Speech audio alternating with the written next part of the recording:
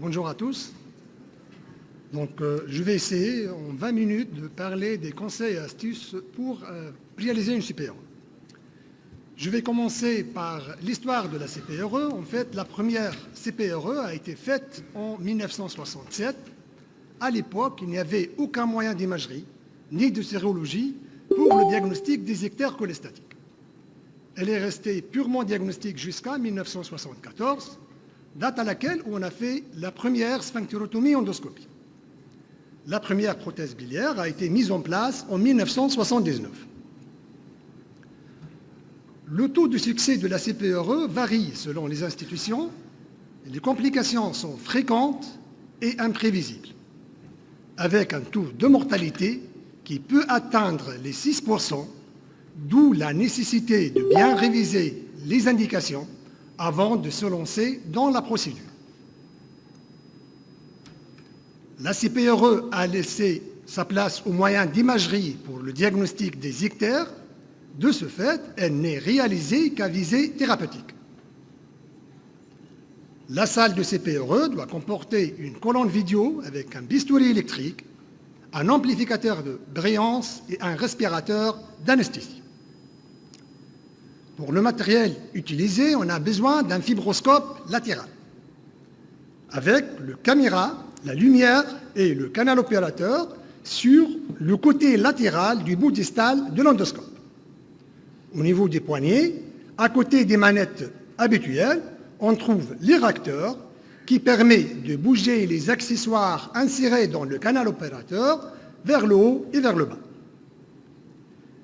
Quels sont les accessoires à préparer avant la procédure? On aura besoin d'un sphinctérotome pour le cathétérisme, un fil guide, un produit de contraste pour l'opacification des voies biliaires, 2 seringues de 10 ml remplies de produits de contraste dilués, 2 seringues de 20 ml de liquide de lavage, de l'adrénaline à utiliser en cas de saignement, un ballonnet d'extraction si l'indication est l'extraction de l'étiase biliaire, avec des seringues de gonflage allant de 12 à 18, un sphinctérotome de pré-coupe à utiliser en cas d'échec de la sphinctérotomie classique, un ballonnet hydrostatique de dilatation, une prothèse pancréatique et une prothèse biliaire. Nous allons voir maintenant comment faire la duodenoscopie. En utilisant donc un endoscope à vision latérale, le passage dans la bouche se fait à l'aveugle. Par un béquillage vers le haut, on va suivre la courbure de la bouche jusqu'à la bouche œsophagienne. À ce niveau, on pousse doucement l'endoscope en béquillant en bas et en faisant une rotation à droite. Le passage du duodenoscope dans l'œsophage se fait à l'aveugle jusqu'à la partie basse de l'œsophage. En arrivant au niveau de la partie basse de l'œsophage, on peut examiner la région cardiale par un simple béquillage en bas. À l'entrée dans l'estomac, la première chose à faire est de réaliser une rotation gauche pour aspirer la stase gastrique. Par la suite, on redresse l'endoscope, on fait une rotation à droite et un béquillage en bas pour retrouver la lumière gastrique. Par la suite, on va pousser tout doucement l'endoscope en réalisant une rotation à droite et un béquillage en bas jusqu'à la région antrale. À ce niveau, on peut examiner l'angle de la petite courbure, voire même la grosse tubérosité par la manœuvre de rétrovision. Pour passer le pylore, il faut se rapprocher beaucoup de l'orifice pylorique et par un simple béquillage en eau, l'image du pylore disparaît du champ de vision et l'endoscope passe dans le bulbe. À ce niveau, pour chercher la lumière duodénale, on doit redresser l'endoscope, faire une rotation à droite et un béquillage en bas. Par la suite, il faut pousser l'endoscope tout doucement au-delà du genou sépérus. À ce niveau vient la manœuvre la plus importante pour réduire la boucle gastrique. Il faut faire un béquillage à droite, fixer le béquillage par le frein, puis il faut redresser l'endoscope tout en tournant à droite, ce qui permet de positionner le duodénoscope en face de la papille en position courte. En arrivant en face de la papille, il ne faut pas se précipiter à cathétériser la papille. Il faut tout d'abord examiner l'anatomie de la papille, car l'aspect de la papille est très variable d'un patient à un autre. D'une façon générale, les petites papilles qui ont un trajet infundibulaire court sont faciles à cathétériser, alors que les papilles qui ont un long trajet infundibulaire et les papilles flasques sont les plus difficiles à cathétériser. Donc après la réduction de la boucle gastrique, il faut bien se positionner devant la papille.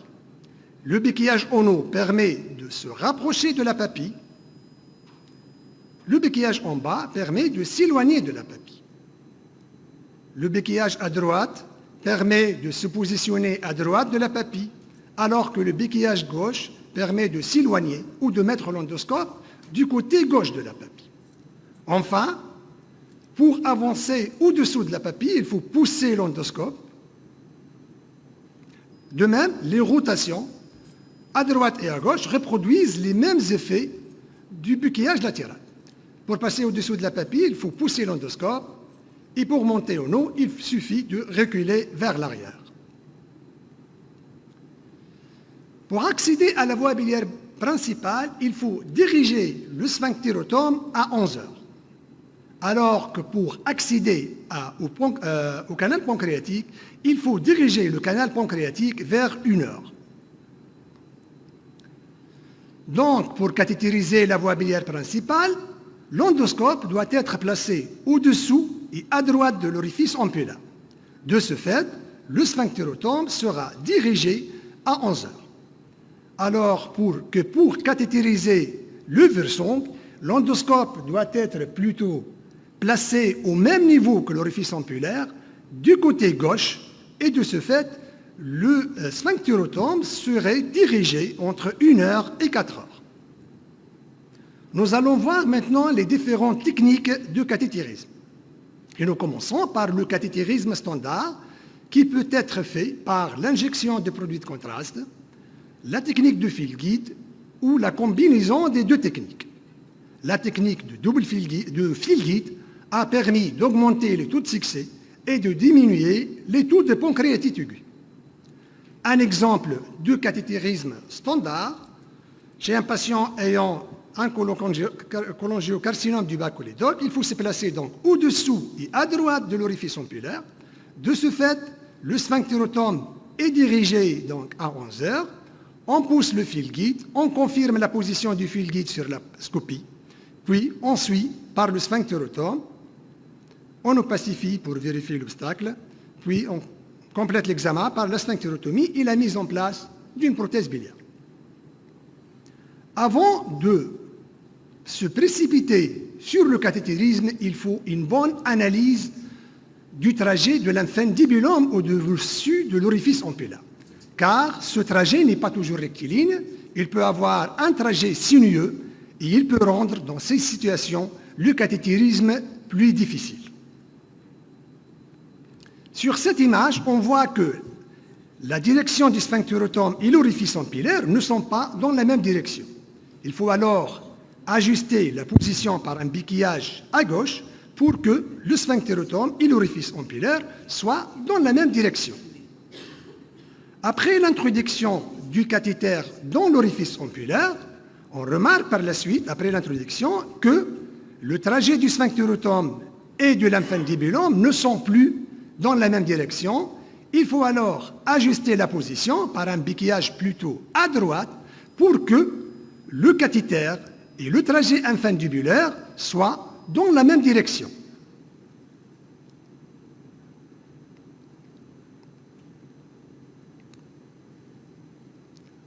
De même, la sphinctérotomie doit suivre le trajet du cholédoque au niveau du duodenum. Mais que faire en cas d'échec du cathétérisme standard? Le SGE a défini le cathétérisme difficile par une durée devant la papille supérieure à 5 minutes avec plus de 5 tentatives ou plus d'une cannulation pancréatique. Les causes d'échec sont certes liées à l'expérience de l'endoscopiste, mais surtout entre les mains d'endoscopistes entraînés, ils sont dus à la morphologie de la papille. Et comme je l'ai dit tout à l'heure, les papilles flasques à l'entragé infundibulaire sont les papilles les plus difficiles à cathétériser. De même, chez certains patients, le positionnement devant la papille est très difficile, ce qui peut rendre le cathétérisme plus difficile. La position intradiverticulaire de la papille et les antécédents de chirurgie sont d'autres causes d'échec du cathétérisme.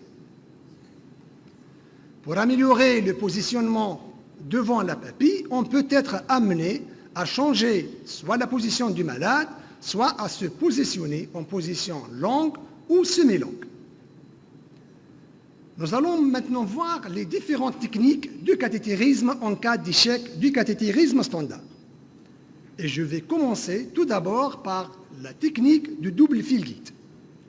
Après un cathétérisme non intentionnel du Wirsung, le fil guide va être laissé en place dans les Wirsung.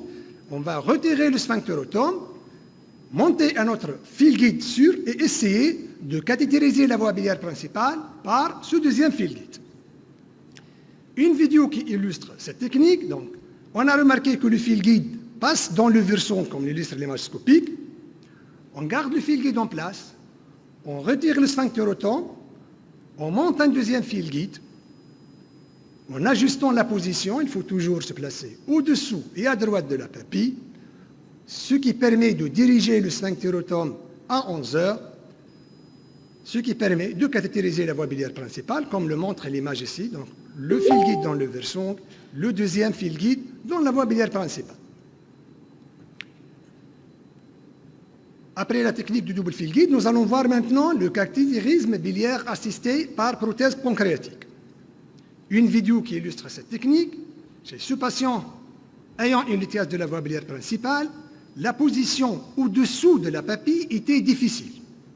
La première chose qu'on a faite, on a changé la position du décubitus dorsal au décubitus latéral gauche. Ce changement de position a permis d'améliorer la position des malades, mais le fil guide passe dans le pancréas. On garde le premier fil guide dans le pancréas et on essaie de faire la technique du double fil guide. Malheureusement, et à cause de la position difficile, le deuxième fil guide passe aussi dans le pancréas. On décide alors de faire une sphinctérotomie transpancréatique, placer une prothèse pancréatique pour occuper le Wirsung, retirer l'endoscope, retirer plutôt le sphinctérotum, monter un deuxième fil guide et cathétériser la voie biliaire principale,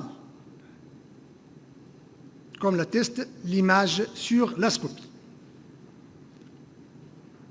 Donc après ces deux techniques assistées par un accessoire en intrapancréatique, nous allons voir maintenant les différentes techniques de précoupe.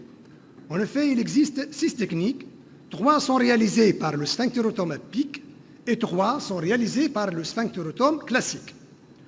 Nous allons commencer par la papillotomie par précoupe, qui consiste donc à réaliser une incision sur le trajet de l'infundibulum. Cette technique doit être faite par des endoscopistes entraînés sur une papille qui a un infundibulum proéminent.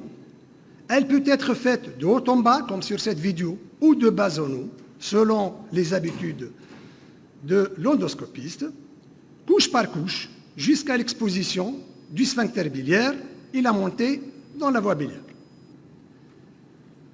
Une autre vidéo qui illustre cette technique sur une papille intradiverticulaire, mais qui possède un infundibulum proéminent, une précoupe couche par couche, jusqu'à l'exposition du sphincter biliaire et la montée dans la voie biliaire principale. La troisième technique de précoupe réalisée par le needle knife, c'est la fistulotomie. Dans ce cas, on va créer juste une fistule au-dessus du trajet infundibulaire. Et c'est la meilleure technique pour les patients qui ont un empylome vatrien, parce qu'il est impossible de cathétériser ce type de papille avec le sphinctérotome classique. Donc on va faire une fistule à la partie proximale de l'infundibulum et ça permet un cathétérisme facile de la voie biliaire principale. Nous allons passer maintenant aux techniques de précoupe réalisées par le sphinctérotome classique. La précoupe sur prothèse pancréatique. La précoupe sur prothèse pancréatique, dans cette situation, donc après cathétérisme de la voie biliaire principale, on a mis en place une prothèse pancréatique. La papille a un infundibulum proéminent. La précoupe doit être dirigée vers 11 heures, couche par couche, en commençant par la muqueuse,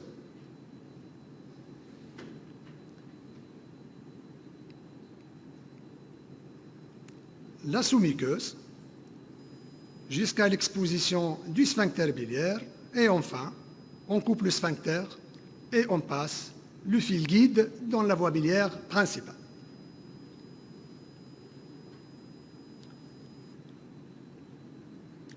Nous passons maintenant à la sphinctérotomie transpancréatique. C'est la meilleure technique en cas de papille flasque à long trajet infundibulaire. Donc, une fois le fil guide est passé dans le Wirsung, on va faire une coupe sur le sphincter du pancréas et sur le septum entre les deux canaux, biliaire et pancréatique. Donc, après passage du fil guide dans le Wirsung, on va réaliser une sphinctérotomie transpancréatique en dirigeant la coupe à 11 heures vers la voie biliaire principale. Ceci permet de raccourcir le trajet cholédystien au niveau du duodénum, ce qui facilite par la suite le cathétérisme biliaire.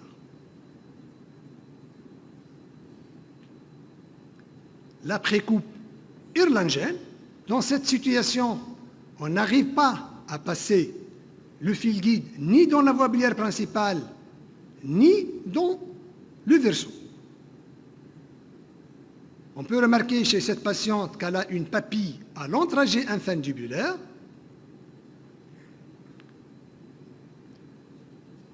Après l'insertion du sphinctérotome dans l'orifice ampulaire, on n'arrive pas à pousser le fil guide ni dans la voie biliaire principale, ni dans le Wirsung. On décide alors de faire une sphinctérotomie par le bout du sphinctérotome. Ceci permet de raccourcir le trajet de l'infundibulum au niveau du duodénum, ce qui permet par la suite de cathétériser la voie biliaire principale. La dernière technique de précoupe réalisée par le sphinctérotome classique, c'est la technique de Burdick. Donc, après l'insertion du sphinctérotome dans l'orifice ampulaire, on réalise qu'on a fait un faux trajet intra-ampulaire. On continue la coupe, donc on va faire une incision de la muqueuse et de la sous-muqueuse, ce qui permet d'exposer le sphincter biliaire et de cathétériser la voie biliaire principale.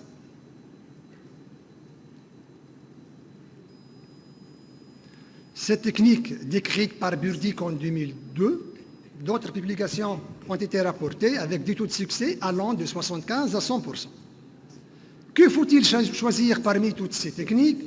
Il faut choisir la technique qu'on maîtrise. En fait, selon cette méta-analyse récente, la sphinctérotomie transpancréatique constitue la meilleure méthode pour le cathétérisme difficile. Cependant, Pour le risque de pancréatite aiguë, la précoupe c'est la technique la moins pourvoyeuse de pancréatite aiguë. Pour les taux d'hémorragie et de perforation, les différentes techniques donnent les mêmes taux de complications. Pour terminer, l'USJE propose cet algorithme pour le cathétérisme difficile. En cas de cathé difficile, si on arrive à cathétériser le Wirsung, il faut mettre en place un stent pancréatique pour prévenir la pancréatite aiguë. Il faut commencer par la technique du double fil guide. En cas d'échec, on a le choix entre la sphinctérotomie transpancréatique ou la précoupe si l'infundibulum est proéminent. Si on n'arrive pas à cathétériser le Wirsung, il faut faire une précoupe si on a une papille proéminente. En cas d'échec, il faut penser à refaire la CPRE dans un centre expert ou proposer la technique de rendez-vous. Merci. Merci beaucoup.